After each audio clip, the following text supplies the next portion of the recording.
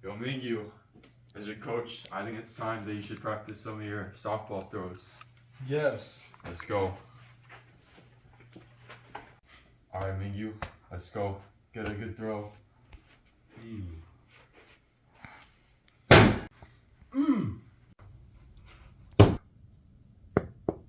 Wow, Mingyu, that was a good throw, but to truly understand it, we need to learn more about projectile motion.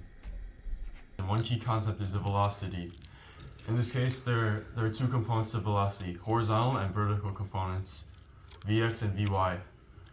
In the horizontal component, Vx, it's constant and it's the same as when it was horizontally launched. On the other hand, Vy changes. The vertical component is affected by gravity, where on the way up, it's large and positive at the beginning. At the top, it equals 0. On the way down, it increases in the negative direction.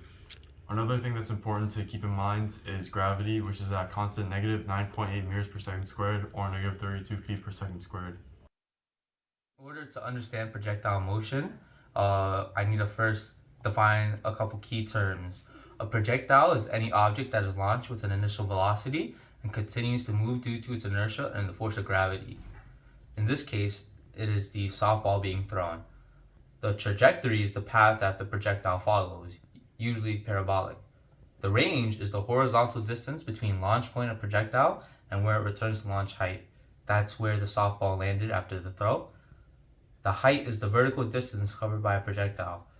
This is the apex of the trajectory.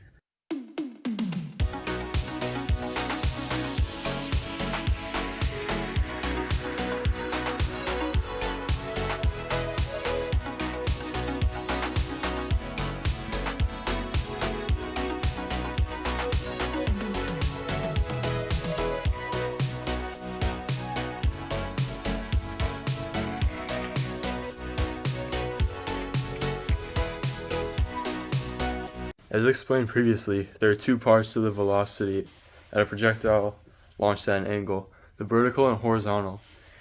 In this case, for our horizontal velocity, we'll use the equation Vix equals r cosine theta and plug 50 and 30 degrees in respectively. For the vertical component, however, we will use Viy equals r sine theta, and we will also plug 50 and 30 degrees in.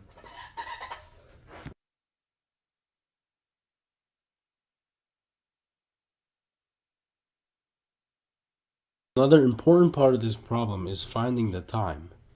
We will use the equation Vfy equals Viy plus At. We will plug in Vix and Viy to the equation, and we will get time equals 5.1 seconds. Another important part of this equation is finding the half time, which we will do by dividing the time by 2, and we will get half time of 2.55. In order to find the max height, we have to use the formula dy equals 1/2 times the acceleration times the time squared. However, because the trajectory is a parabola, we have to use the half time because that's when the max height is at its apex. After plugging in all the variables, we get a max height of 31.9 meters.